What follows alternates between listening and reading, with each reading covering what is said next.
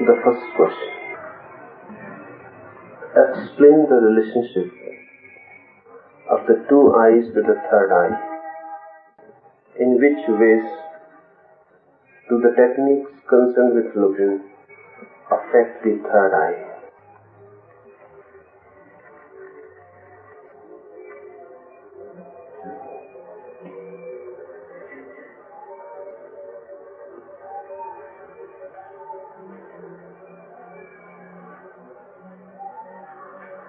2 points first to be understood. 1. Third eye is really the same energy which moves in these two ordinary eyes, moves in a new center. The same energy. Third eye is already there, but non-functioning. And it cannot see unless these ordinary eyes become unseen. The same energy has to move in it. When the same energy is not moving in these two eyes, it can move in the third. And when it moves in the third, these two eyes will become unseen. They will be there, but you cannot see through them. The energy that looks through them will be absent. It will move through a new center. That center is between these two eyes, already there, complete. Any moment it can function, but it needs energy to function. And the same energy has to be diverted. Secondly, when you are seeing through these eyes, you are seeing through the physical body. Third eye is not really a part of physical body. It is part of the second body which is hidden, the subtle body, Sukshma Sarir. It has a corresponding spot in the physical body, but it is not part of it. That's why physiology cannot believe that there exists a third eye or anything like it. Because your skull can be analyzed, penetrated, x-rayed, and there is no point, no physical thing which can be said the third eye. Third eye is part of the subtle body, Sukshma Sarir. When you die, your physical body dies, but your Sukshma, your subtle body, moves with you. It takes another birth. Unless the subtle body dies, you can never be freed from the circle of birth, death, rebirth, redeath. The circle moves on. Third eye belongs to the subtle body. So when the energy is moving through the physical body, you are looking through it. That's why through the physical eyes you cannot look anything else than the physical, than the material. Eyes are physical. Through these eyes you cannot look anything, cannot see anything which is not physical. Only with the third eye functioning, you enter a different dimension. Now you can see things which are invisible to the physical eyes, but they become visible to the subtle eyes. Then, with the third eye functioning, if you look at a person, you look at his soul. at his spirit, not at his body. Just as through physical eyes you look at the body but the soul is not there, you cannot see it. The same happens through the third eye. You look, the body is not there, but the one who resides in the body. Remember these 2 points. The same energy has to move. It has to be taken away from ordinary physical eyes and allowed to move through the third eye. Secondly, the third eye is not part of the physical body. It is part of the subtle body, the second hidden body. Because it is part of the subtle body, the moment you can look through it, you look at the subtle world. You are sitting here. If a ghost is sitting here, you cannot see. But if your third eye is functioning, you will see the ghost.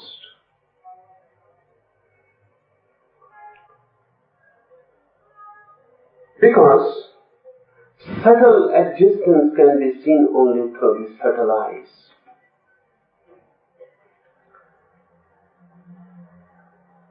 How the third eye is related with this technique of looking? It is deeply related. Really, this technique is to open the third eye. If these 2 eyes stop completely, become non-moving, static like stones, no movement in these eyes, the energy stops flowing through them. If you stop them, the energy stops flowing through them. The energy flows, that's why they move. The vibration, the movement is because of the energy. If the energy is not moving, your eyes will become just like a dead man's eyes. Stony, dead. Looking at a spot, staring at it, without allowing the eyes to move anywhere else, will give a staticness. Suddenly, the energy which was moving through the eyes will not be moving through these eyes.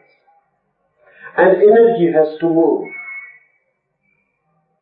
Energy cannot be static. Eyes can be static, but energy cannot be static. When these eyes are closed for the energy, suddenly the doors are closed and the energy cannot move from these eyes. It tries to find out a new path. And the third eye is just near, just between the 2 eyebrows, half-inch deep, just near, the nearest point.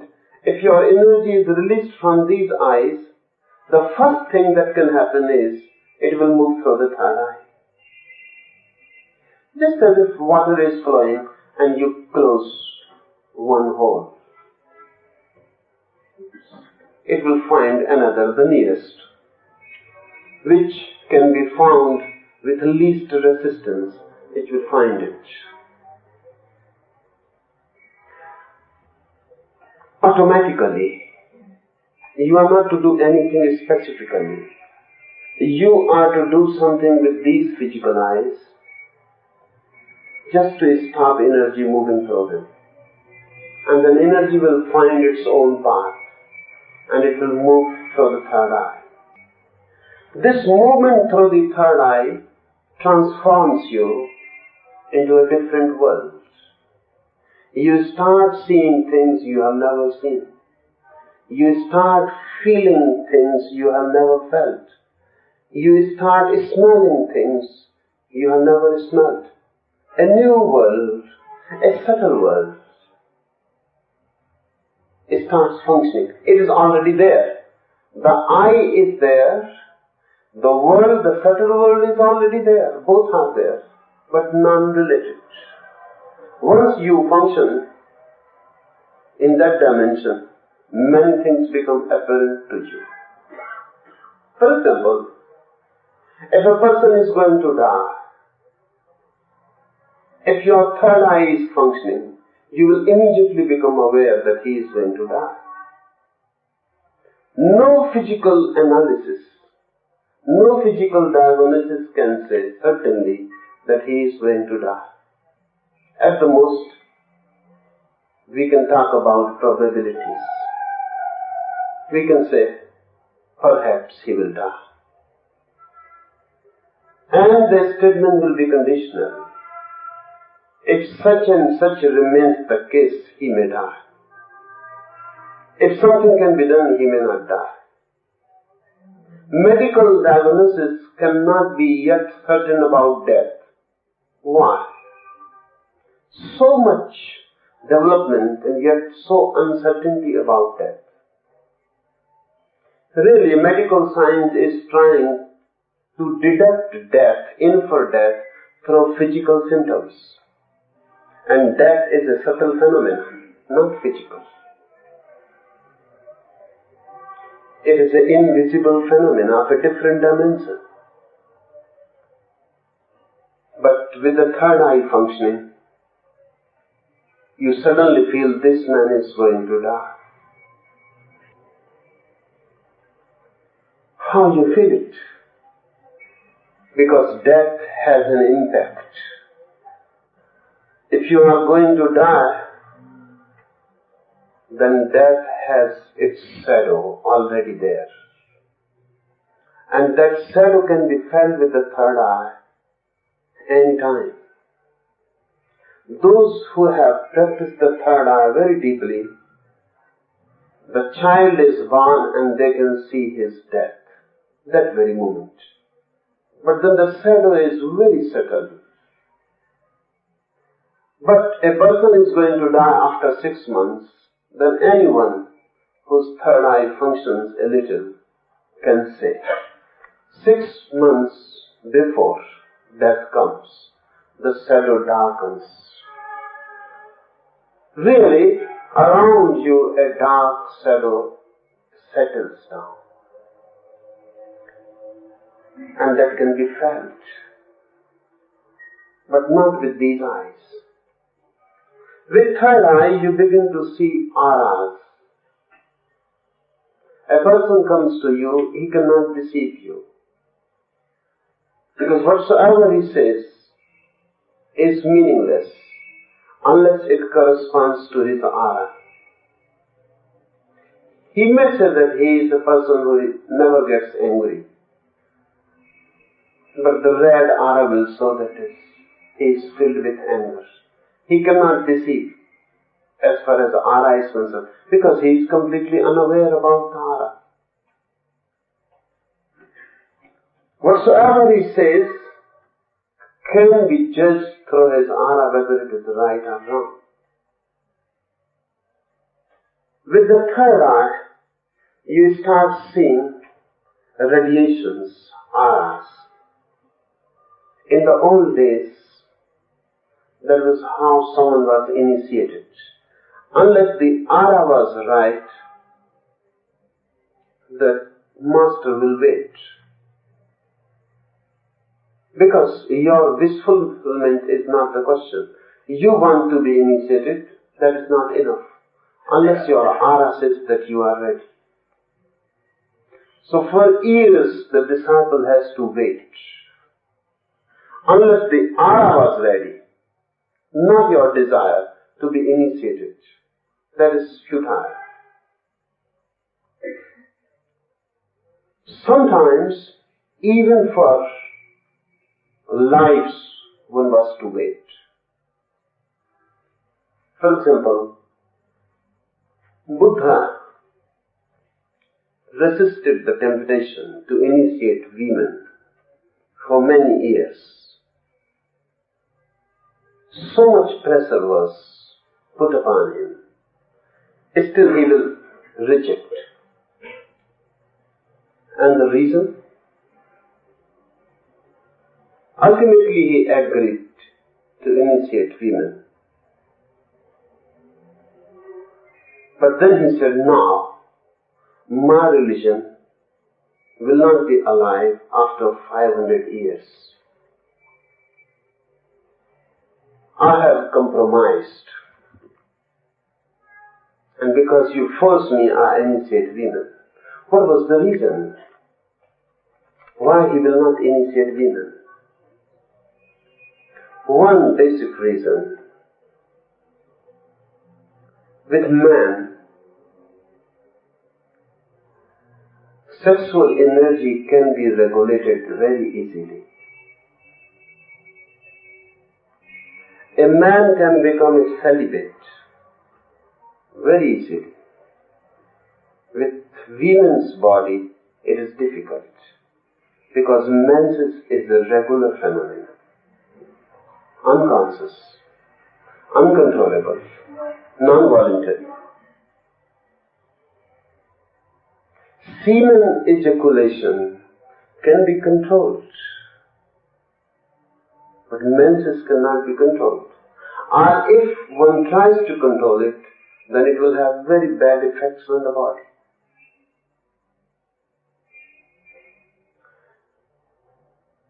The moment a woman enters her period of menses, her aura changes completely. It becomes sexual, aggressive, depressed. All that is negative surrounds the woman every month. Only because of this, Buddha was not ready. He said it is difficult. And every month, the period moves in a circle periodically. And nothing can be done voluntarily.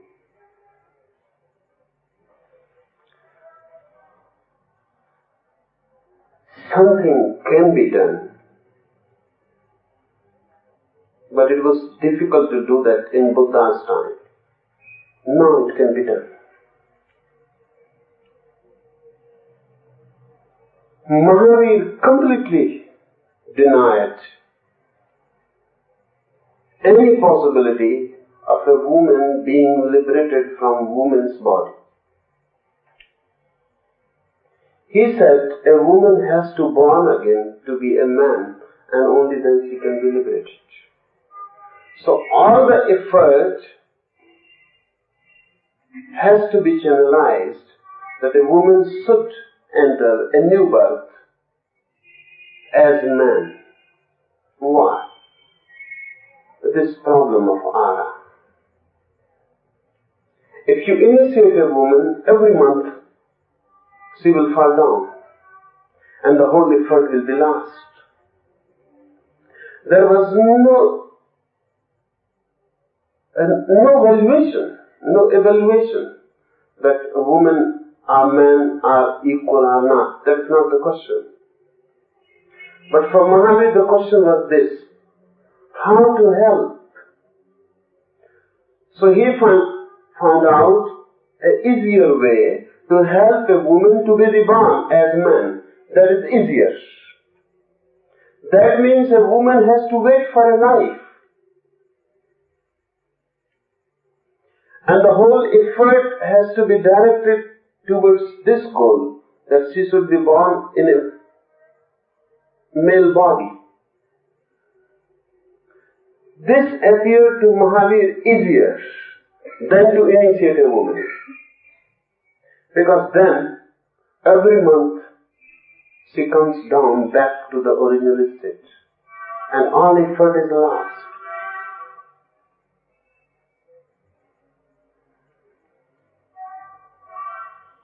But these 2000 years have done much. Particularly, Tantra has done much.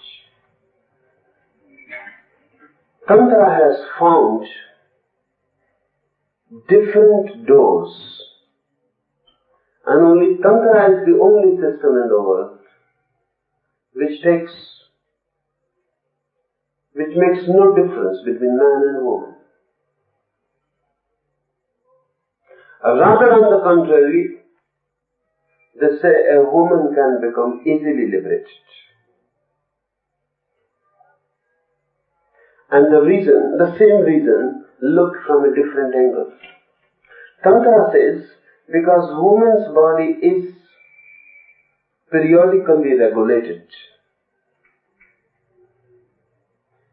she can detach herself from her body more easily than man. Because man's mind is more involved in the body. That's why he can regulate.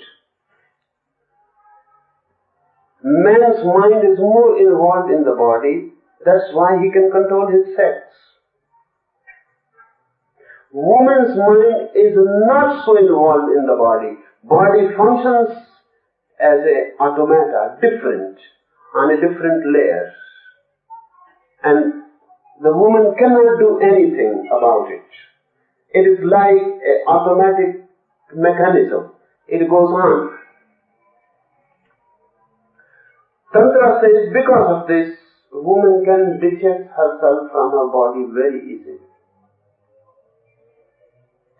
And if this becomes possible, this detachment, this gap, then there is no problem. Then there is no problem. So a very paradoxical thing. If a woman decides to be celibate and detaches herself from her body, she can maintain her purity more easily than man. Once the detachment is there, then she can forget completely the body. Man can detach very easily, can control very easily, but his mind is more involved in the body. That's why he can control, but then he will have to control every day, continuously. And because feminine sex is passive, it is very easy to relax about it. Men's sex is active, easy to control it, difficult to relax about it. So Tantra has been trying to find out many ways. And Tantra is the only system which says there is no difference. And even a feminine structure can be used. So Tantra is the only path which gives women a similar, equal status. Otherwise, every religion, whatsoever they may say, deep down feel that women are inferior. It may be Christianity, it may be Islam, it may be Jainism, it may be Buddhism. Deep down, they feel. And the reason is the diagnosis through the third eye, the aura. And falling of the aura every month at the time of menses. With the third eye, you become capable of seeing things which are there but cannot be seen with ordinary eyes.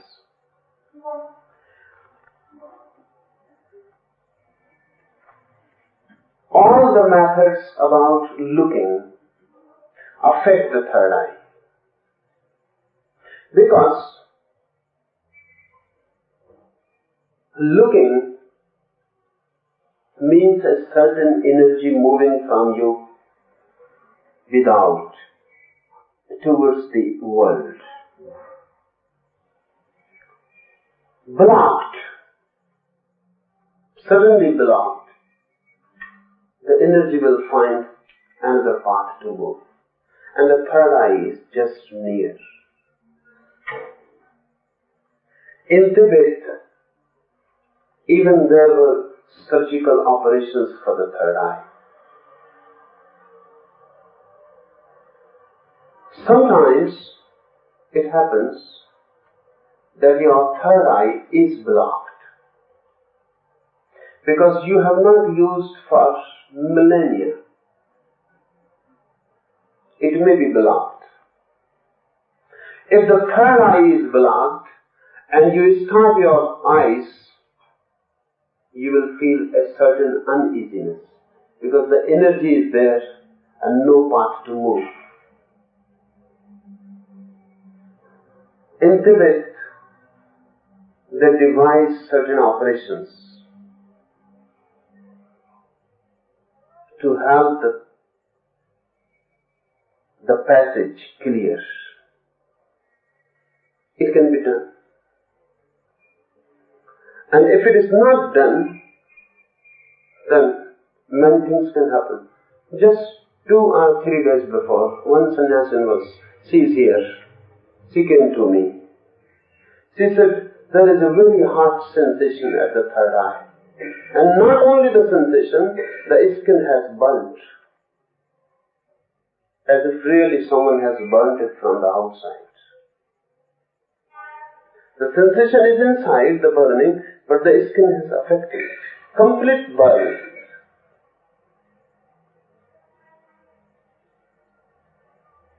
She was afraid. What has happened? The feeling is pleasant. The warmth is very pleasant and melting. Something is happening. But even the physical body has become affected.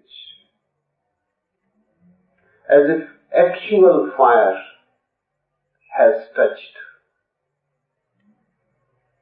The reason, the third eye is starting functioning. The energy will move in it. It has been cold for lives together. Energy never moved through it. For the first time energy moves the warmth. For the first time energy moves the burning sensation. And because the path has to be created and forced, it may become like fire, concentrated energy hammering on the third eye. In India, we have been using sandal powders and other things, ghee and other things, just on the third eye spot. We call it tilak. Just on the third eye spot, to give a certain coolness from the outside. So if warmth comes within and fire moves within, it should not affect the skin outside. Not only skin can be burned by it, sometimes even holes have appeared on the skin. I was reading one of the most penetrating books about one of the very deep mysteries of human existence on earth. And there have always been proposals that man came from some other star. Because there seems to be no possibility of man suddenly evolving on earth. There seems to be no possibility really how man can evolve from a baboon or chimpanzee. And there exists no link. Because if man evolved from chimpanzee to be man, there must be links. Someone who is between man and chimpanzee. But there is no one.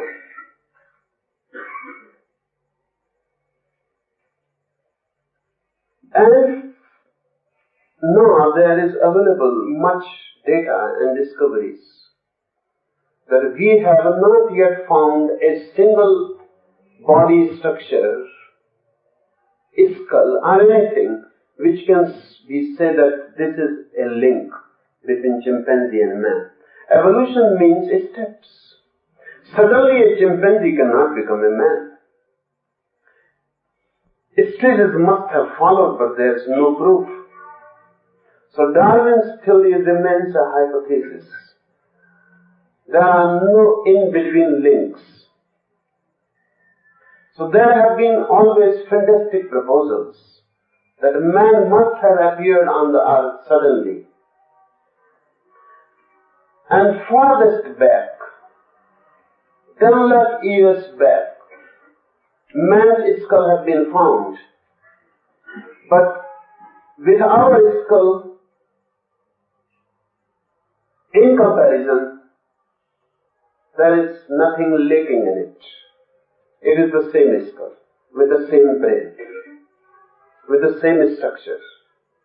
We have not evolved really as far as mind structure is concerned.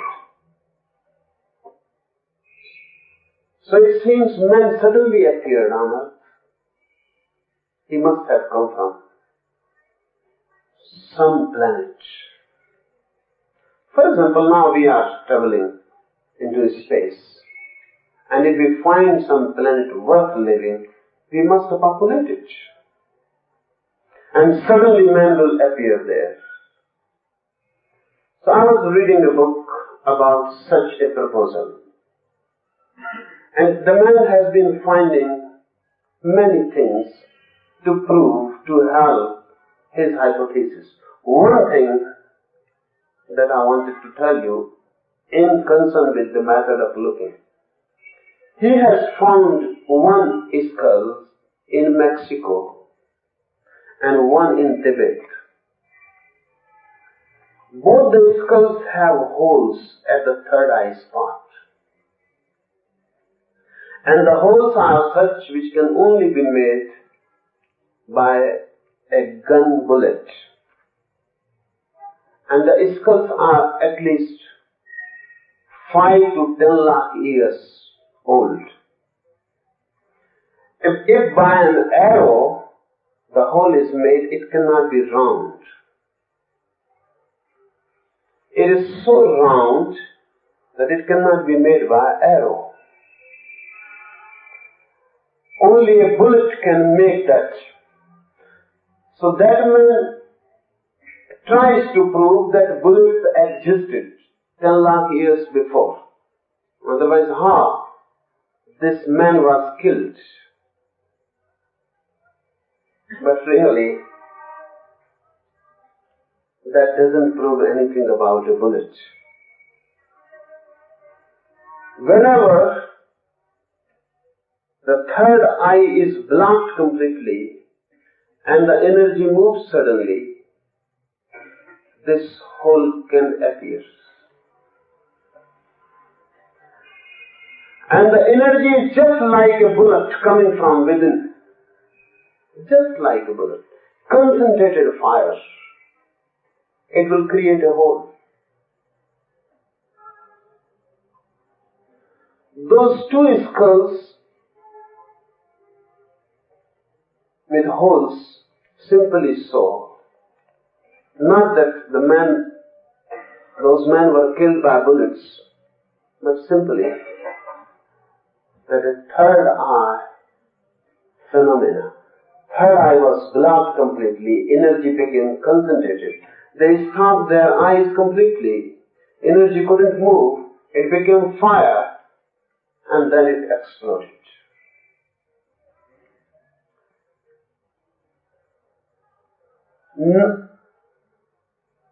Just not to move in such an accident in Tibet, they discovered and devised methods to make a hole so that the energy can move easily. So whenever you are trying with looking, remember this. If you feel a burning sensation, don't be afraid. But if you feel that the energy has become such like fire, as if a bullet is there alive and wants to penetrate the skull, stop the matter and come immediately to me. Don't do it further. If you feel as if a bullet is there and wants to penetrate the skull, stop. Open your eyes, move your eyes as much as you can. Immediately the sensation will drop. The energy will have moved through the eyes. And unless I say something to you, don't proceed. Because sometimes it has happened that the skull is broken.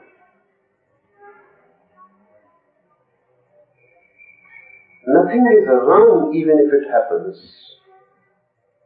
Even if one dies in it, nothing is wrong, because one has achieved something which is beyond death. But just to be safe,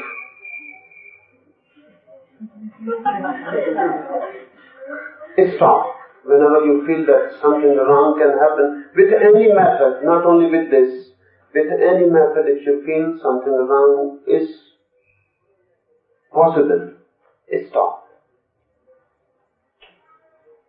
In India now, many methods are being taught. And many seekers suffer unnecessarily. Because those who teach are not even aware of the dangers. And those who follow in a blind maze. They don't know where they are moving, what they are doing. I am talking about these 112 methods specifically because of this, so that you become aware of all the methods, all the possibilities, dangers, and can find out then which will suit you best.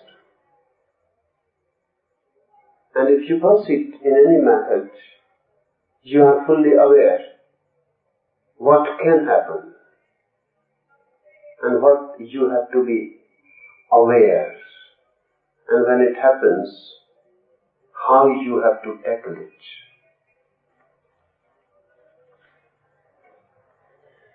Second question. It is observed that the practitioners of psychic sciences possess tense and fearful eyes. Explain what this indicates and how to overcome this phenomenon.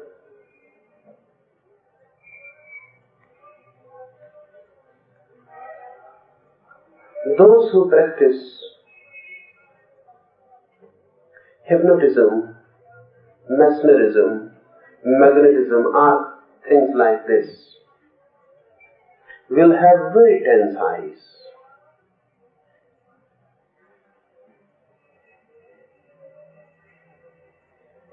Obviously, because they are trying to move their energy through the eyes forcibly. They are bringing their total energy near the eyes just to influence, impress, dominate someone. Their eyes will become tense because then eyes are flooded with energy more than they can tolerate. Their eyes will be red, tense, and if you look at them, you will feel a sudden shivering. Their eyes, they are using in a very political way. If they look at you, they are sending their energy to dominate. And through eyes, domination is very easy. It is said about Rasputin, who dominated Russia before Lenin, just through his eyes. He was an ordinary peasant, uneducated. but with very magnetic eyes. And he came to know how to use them.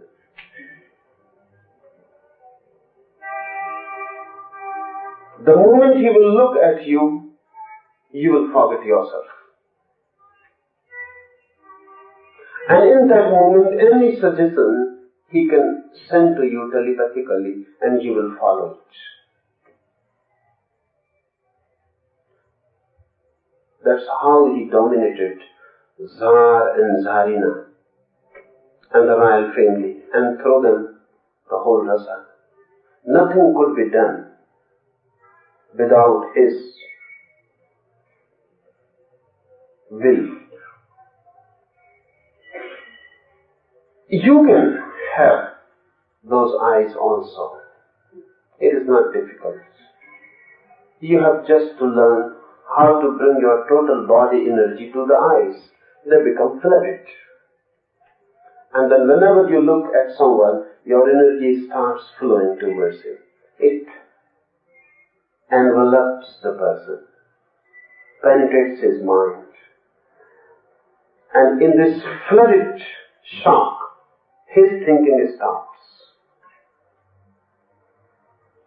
And this is not a very rare thing with man. It is all over in animal kingdom. There are many animals who will just look at their prey. And if the prey looks at them, he is done for. Then the prey's eyes become fixed. He cannot move. He cannot escape.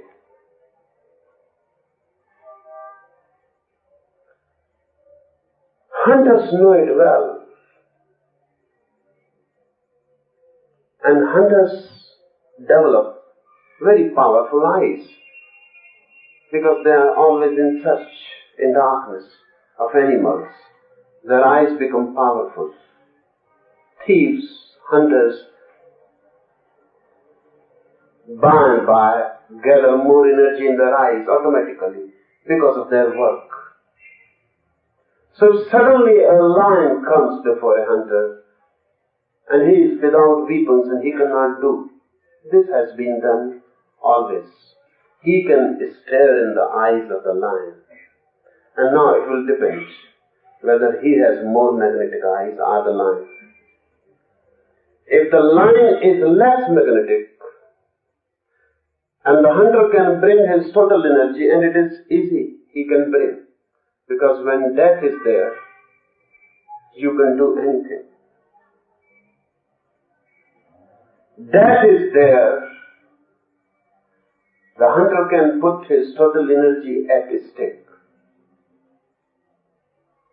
If the hunter can look directly into the eyes of the lion and forget everything and just look, just becomes a look, the whole energy moves from his eyes. The lion will escape, will be trembling with fear.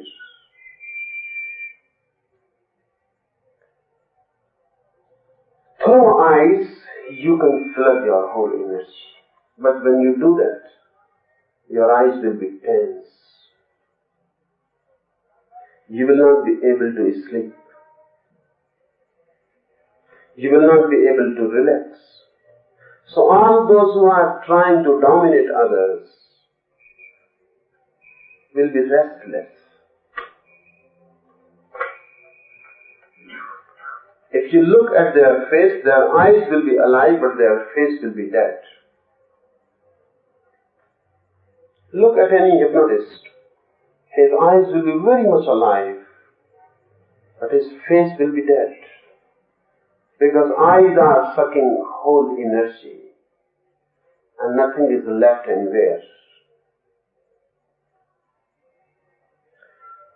Don't do this, because it is useless to dominate anyone. The only thing useful is to dominate yourself. It is useless wasting your energy. Nothing is achieved through it. just an egoist feeling that you can dominate. So this is evil and a black art. That is the difference between black magic and white magic. Black magic means using your energy, wasting it in dominating others. White magic means the same methods, but using your energies in dominating your own life, becoming a master of yourself. And remember, sometimes similarities happen. If a Buddha moves amidst you, you will be dominated by him, though he is not dominating you. He is not trying to dominate you. But you will be dominated because he is a master of himself. And he is such a master that all around him, whosoever moves will become a slave. But no conscious effort is on his part. Rather, on the contrary, he will continuously insist, be your masters. Remember, and this insistence is because of this knowledge. Buddha knows whosoever comes around him will become a slave. He is not doing anything. He is not trying to dominate anyone. But he knows this will happen.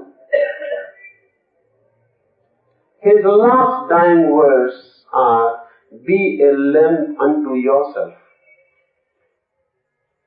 He is dying and on the ascent, just a day before, that when you will be no more, what we shall do? So he says, it is good that I shall be no more. Then you can be your own masters. Be a lamp unto yourself. Forget me. It is good. Because when I am no more, you will be freed from my domination. Those who try to dominate others, they will try in every way to make a slave of you. That is evil, satanic. Those who become their own masters, they will help you to become masters. And they will try in every way to cut their influence. That can be done in many ways. For example, I will tell it a very recent incident. Ospinsky, the chief disciple of Gurdjieff, was working with him for 10 years.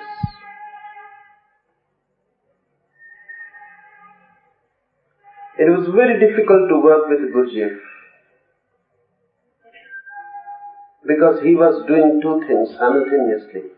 He was a man of infinite magnetism. Whosoever will come around him will be pulled. With such people, either you are pulled or you become afraid and go against them. But you cannot remain indifferent, either for or against. You cannot be indifferent with such people. And that going against is just a safety measure. If you come around a person who is magnetic, either you will become a slave to him, or just to protect yourself, you will become an enemy. Because that is the protection. Ospinsky came to him, stayed with him, worked with him, and there was no theoretical knowledge to be imparted. He was a man of action. He will give techniques and one has to work. Then Ospinsky achieved a certain crystallization. He became an integrated man.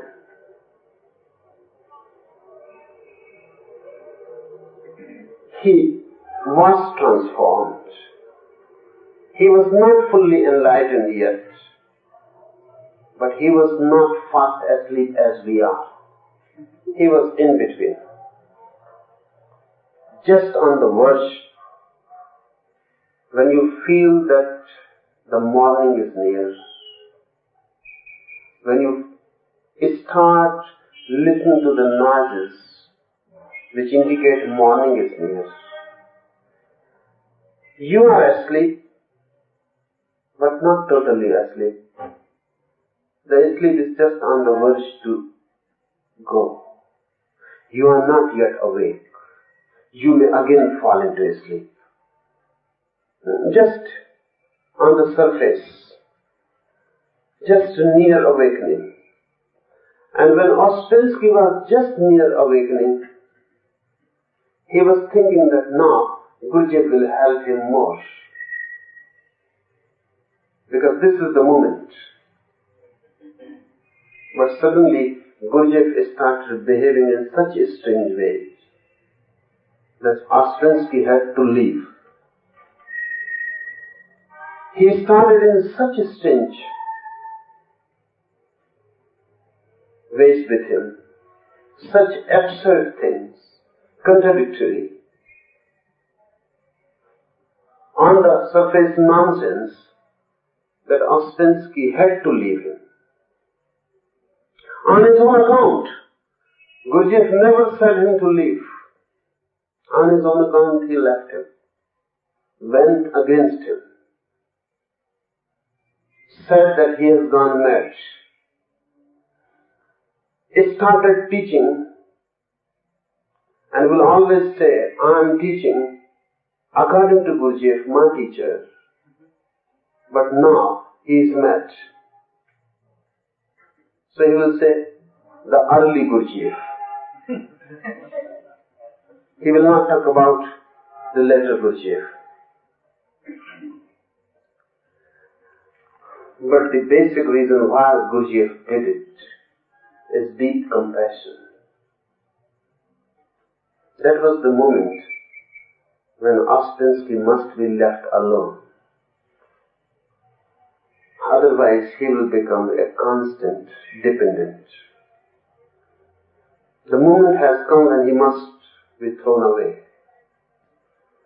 And in such a way that he never becomes aware that he has been thrown consciously.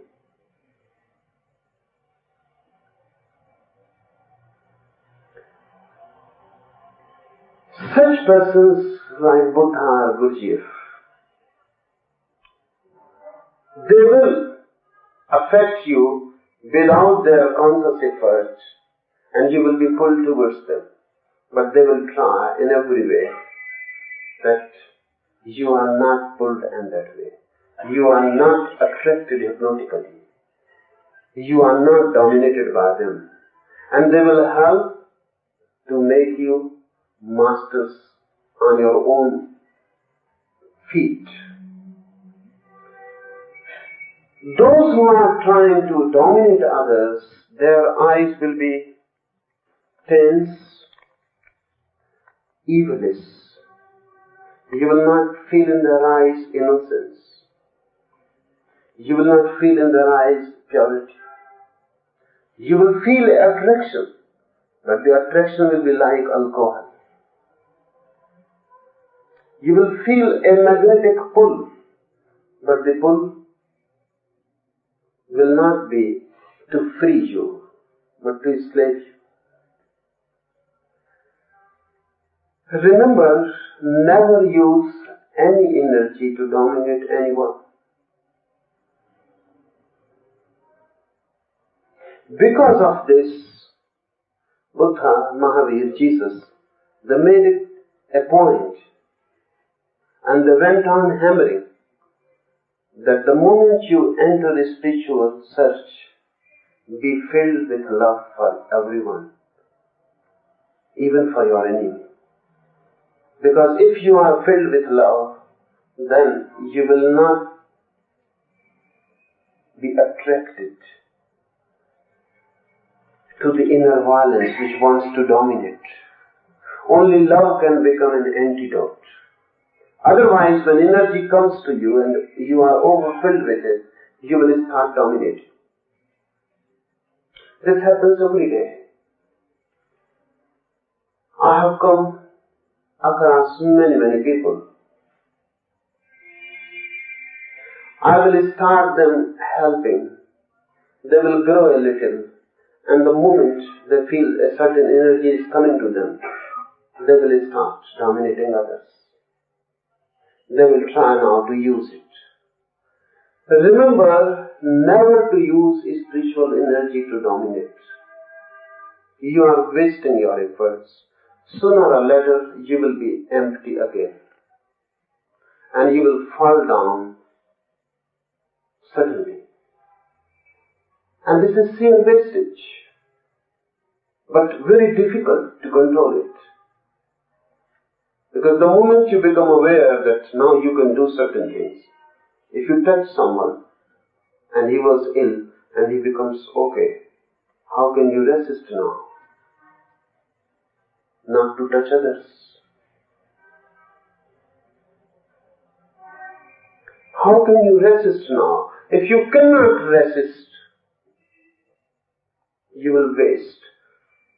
Something has happened.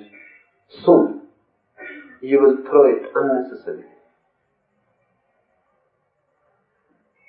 And really, mind is so cunning that you may be thinking that you are helping others by healing. That may be just a cunning trick of the mind.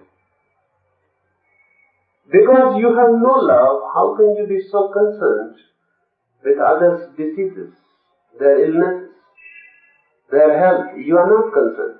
Really now this is a power. If you can heal, you can dominate them.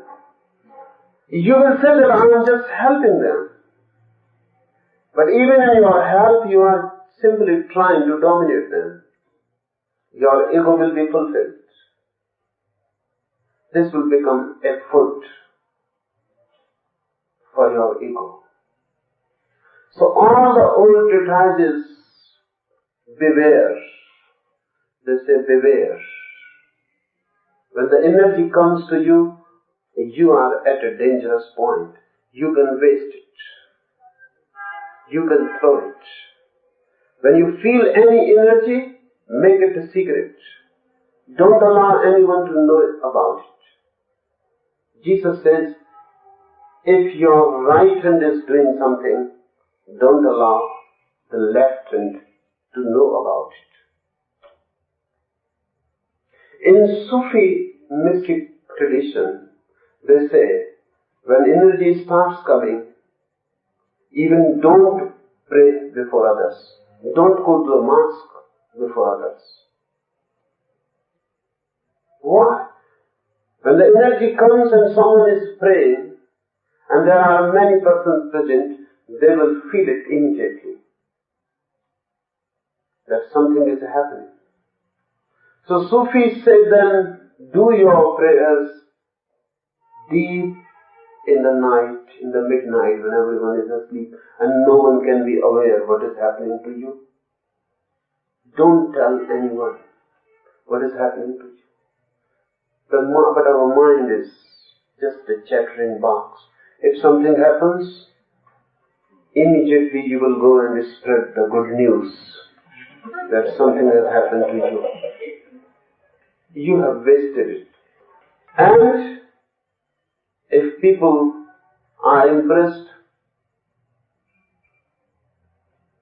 then all that you have gained is their good opinion and nothing else. And this is not a good bargain. Wait. A moment will come, your energy accumulated, more accumulated, will come to a point where it becomes integrated, transformed. Then things will happen around you without your doing anything. And only then you can help others to be their masters, when you are your own master. Remember one Sufi mystic, Junaid.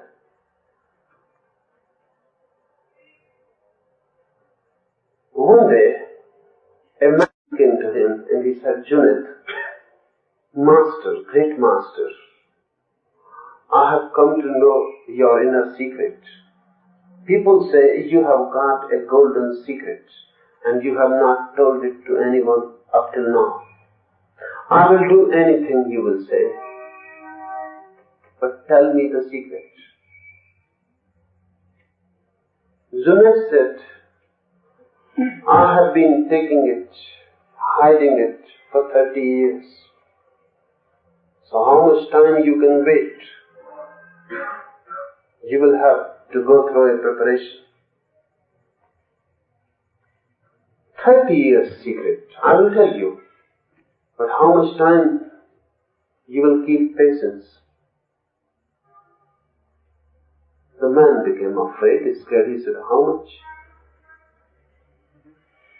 Junaid said, at least 30 years. It is not too much. I am not asking too much. The man said, 30 years? He said, I will think over it. Junaid said, then if you come back again, I will not be ready to give it to you in 30 years. Remember, if you just now decide, then okay.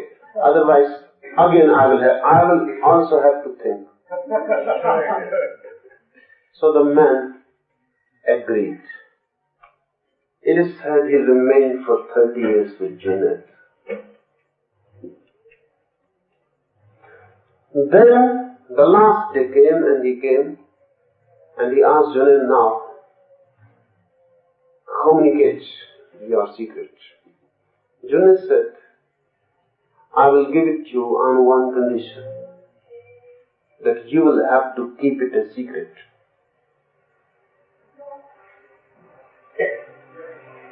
You are not to tell to anyone.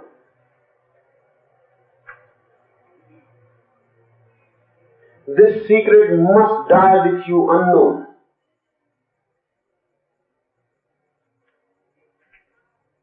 So the man says, why? You wasted my whole life. 30 years waiting for the secret just to tell others, and now the condition. Then what is the use of knowing it if I cannot tell it to others?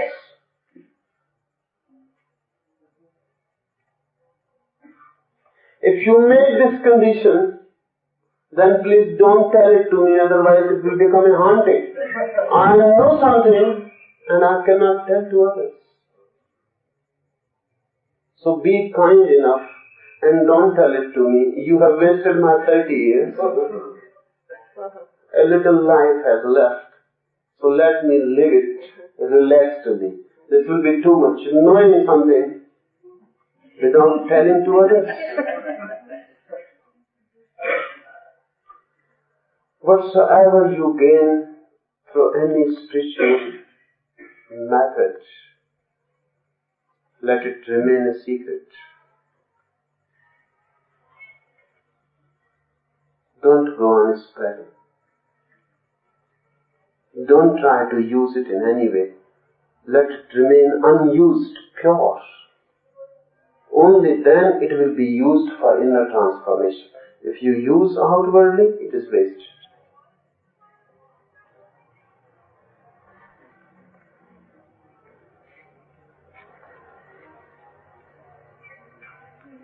Third question. You mentioned that rapid eye movements indicate mental processes, and that if eye movements are stopped, the mental process will also stop.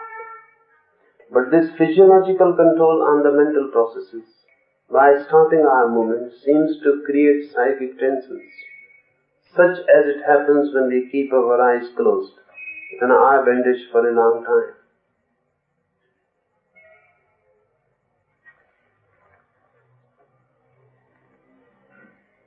Firstly, your mind and your body are not two things. Remember that always, as far as tantra is concerned. Don't say physiological process and mental process. They are not two. Just two parts of one whole.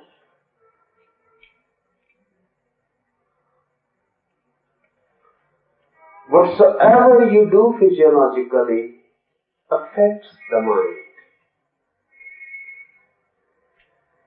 Whatsoever you do psychologically affects the body. They are not two. They are one. They are just like body you can take as a solid state of the same energy. Mind as the liquid state of the same energy.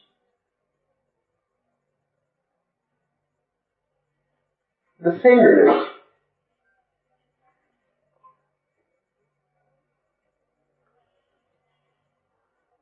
So whatsoever you are doing physiologically, don't think that this is just physiological, how it is going to help any transformation in the mind. If you take alcohol, what happens to your mind? Alcohol is taken in the body, not in the mind. What happens to the mind? If you take LSD, it goes into the body, not in the mind. What happens to the mind? Or if you go on a fast, fasting is done by the body, what happens to the mind? Or from the other end, if you think sexual thoughts, what happens to your body? The body is affected immediately.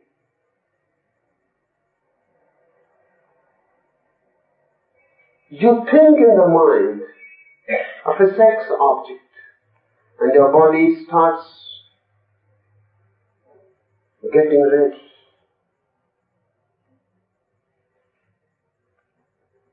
There was a theory, William James. He said, in the first part of this century, it apparently looked very absurd, but in a sense it is right. He and another scientist, Lenge, they proposed a theory which is known as James-Lenge theory.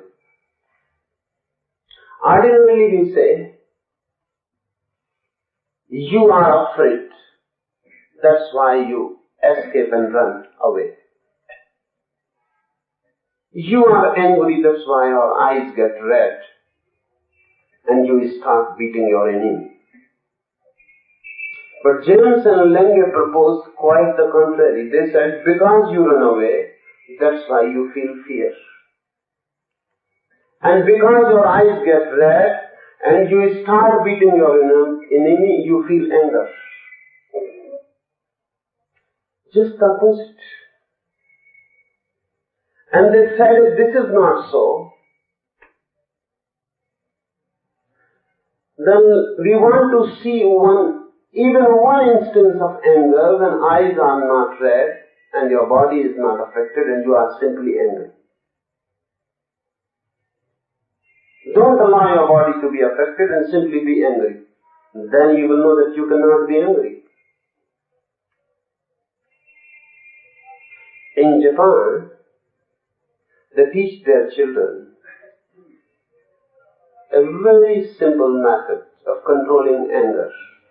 They say, whenever you feel angry, don't do anything with the anger, just start taking deep breaths. Try it, and you cannot get angry. Why? Just taking deep breaths.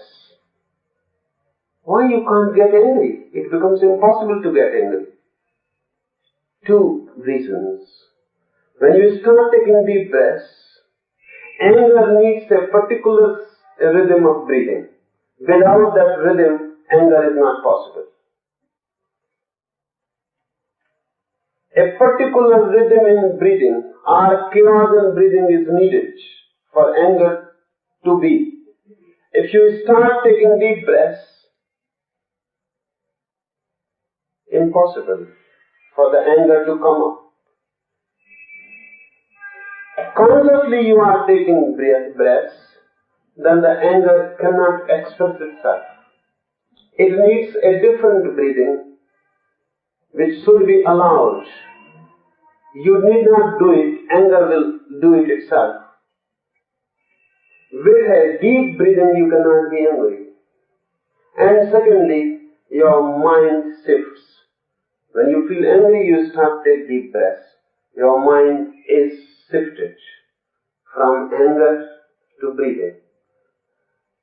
Body is not in a state to be angry, and mind has shifted its concentration towards something else.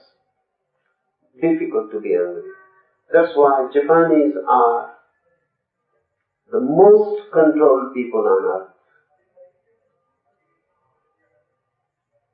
Most controlled people on earth. Just a training from the childhood.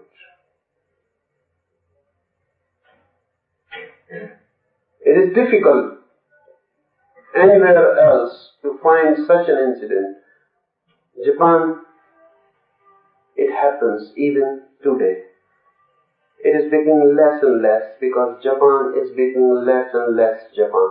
It is becoming more and more westernized. And the traditional methods and ways are lost. But it was happening and it still happens today. One of my friends was there in Kyoto, and he wrote me a letter that I have seen such a beautiful phenomena today that I want to write to you. And when I will come back, I will want to understand how is it possible. One man was struck by a car. He fell down. He stood up, thanked the driver, and went away. Thank the driver.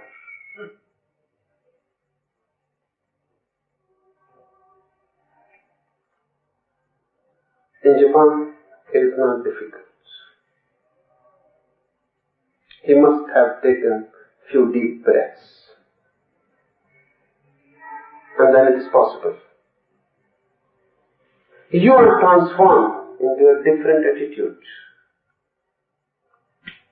And you can thank even a person who was just going to kill you. He has already killed you.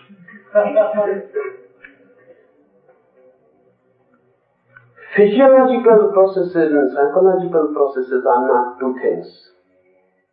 They are one. And you can start from any to affect and change the other. Tantra believes deeply in body. And any science will do that. Only philosophy is vague, airy, verbal. They start from something else. Otherwise, any scientific approach is bound to start from the body. Because that is in your reach. If I talk of something which is beyond your reach, you may listen it. You may gather it in your memory. You may talk about it. But nothing happens. You remain the same. Your information is increased, but not your being. Your knowledge goes on increasing, but your being remains the same poor, mediocre being. Nothing happens to it. Remember, body is what is in your reach. Just now you can do something with it. And change your mind through the body. By and by, you will become a master of the body. And then you will become a master of the mind. And when you become master of the mind, then change the mind by and by, and you will be moving beyond it. Body change, you move beyond body. Mind change, you move beyond mind. And always do something which you can do. For example, you may not be capable of becoming a master of anger like a Buddha just now. How you can be? But you can change your breathing. And then you can feel the subtle effect, the change. Do it. You feel filled with passion, sexual passion. Take few deep breaths and see the effect. the passion has dispersed. Aldous Huxley's wife, Lara Huxley, has written a beautiful book. Just simple devices about doing certain things. You feel angry, Lara Huxley says, just close your fists. You can close in such a way, in your pockets, no one will be able to see. Or just under your desk or table, no one will be able to see. The person is sitting just beyond, in front of you. You feel angry, just close your fists. Go on closing as much as you can, and then suddenly relax and feel the difference. The anger has gone. Or if it has not gone, do it again. It will go in, doing it thrice. What happens? If you close your fists and go on closing and tensing, the energy that was going to become anger moves into the fists. And it is very easy to move into the fists because when you are angry, how do you feel? You want to beat someone with your fists. The energy is there. Use it. If you can use it, it is dispersed. Your face will become relaxed. And the other person will not even be able to know that you were angry. Nothing has happened to you. And once you know these things, you become more and more aware that energy can be transformed, can be diverted, can be checked, can be released, can be prevented from release, can be used in a different way. If you can use your energy, you become masters. Then one day you may not use it at all. You may preserve it. This exercise is not good for a Buddha to clench the fists. This is not good for a Buddha because this is wasting. But this is good for you. At least the other is saved from you. Enough. And a vicious circle is saved. If you get angry, he will get angry. And there is no end to it. And it may disturb your whole night. And it may continue as a hangover for a week. And then, because of this hangover, you may have done many things you never intended to. Don't say that this is just physiological. You are physiological, so what can be done? You are a physic. You cannot deny that fact. Use it. No need of denying it. Secondly,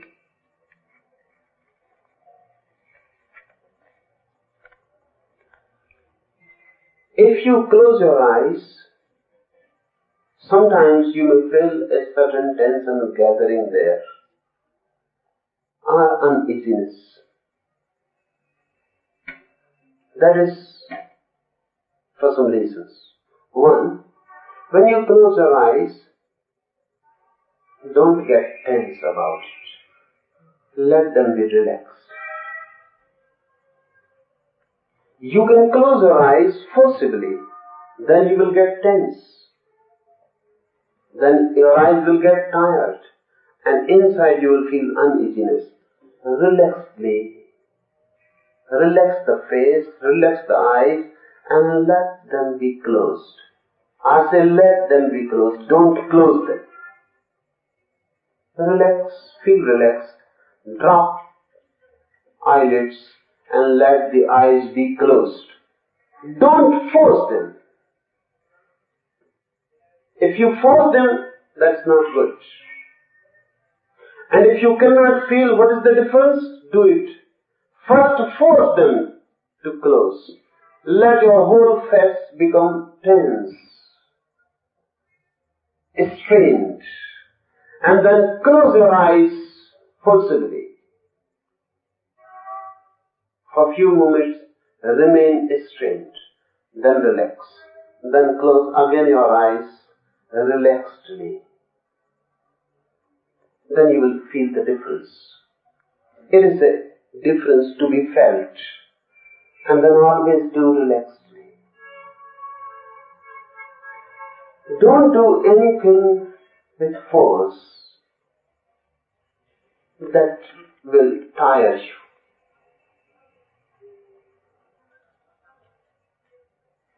Secondly, when the eyes are closed and your face is relaxed, look as if everything has become dark, a deep darkness around you. Imagine it. You are amidst darkness, deep, velvety darkness, surrounded in a deep dark night. Go on feeling this darkness. That will help for your eyes to stop movements. Nothing to be seen, so eyes will stop. Imagine darkness. You can do it in a dark room. Open your eyes, look at the darkness, then close and feel the darkness. Again open the eyes, feel the darkness, close your eyes, feel it inside. Darkness is deeply relaxing.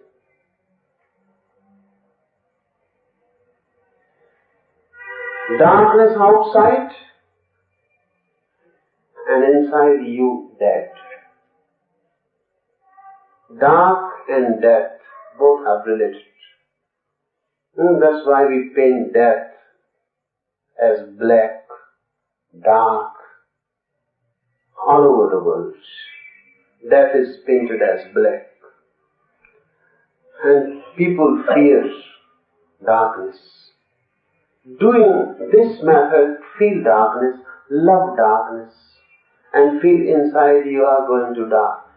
Darkness all around you are dying. Eyes will stop. You will feel they cannot move, they have stopped. In that stopping, suddenly the energy will go up and start hammering the third eye. When it starts hammering, you will hear it. You will feel it. A warmth will come. A fire will flow. A liquid fire, trying to find out a new path. Don't be afraid. Help it. Cooperate with it. Let it move. Become it. And when the third eye opens for the first time, the darkness will disappear. And there will be light. Light without source. You have seen light, but always with source. Either it comes from the sun, or from the star, or from the moon, or from the lamp. Some source is there. When your energy moves through the third eye, you will come to know a light without source. No source from where it coming. It is simply there, not coming from anywhere. That's why Upanishads say, God is not like sun or like a flame. It is sourceless light. No source, nowhere. Simply light is there. Just as if in the morning it happens. The sun has not arisen.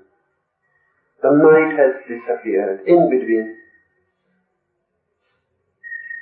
the dawn, the pre-dawn. Or in the evening, the sun has set and the night has not yet come. Just in between, the margin. That's why Hindus have chosen Sandhya as a proper time for meditation. Sandhya means the in-between. Neither night nor day. Just the line that divides. Why? Just as a symbol. The light is there but without source. The same will happen inside. Light will be there without source. Wait for it. Don't imagine it. The last thing to be remembered. You can imagine anything. So it is dangerous to tell you many things. You can imagine them. You will close the eyes and you will feel and imagine, now the third eye has opened, or opening. And you can imagine a light also. Don't imagine. Resist imagination. Close your eyes. Wait. Whatsoever comes, feel it, cooperate. But wait. Don't jump ahead. Otherwise nothing will happen. You will be having a dream. A beautiful spiritual dream, but nothing. And people go on coming to me. They say, we have seen this and we have seen that. And they have imagined. Because if really they have seen, they will be transformed. But they are not transformed. They are the same person. Just now, a spiritual pride is added. They have some dreams. Beautiful spiritual dreams. Someone is seeing Krishna playing on his flute. Someone is seeing light. Someone is seeing Kundalini arising. They go on seeing things and they remain the same. Mediocre, stupid, dull. Nothing has happened to them. And they go on relating, this is happening, that is happening. They remain same angry, same sad, same childish, stupid. Nothing changes. If you really see the light which is there, waiting for you to be seen from the third eye, you will be a different man. And you need not tell anyone. People will come to know you are a different man. You cannot even hide it. It will be felt. Wherever you will move, they will feel it. Something has happened to this man. So don't imagine. Wait and let things take their own course. You do the technique and then wait. Don't jump ahead. Enough for today.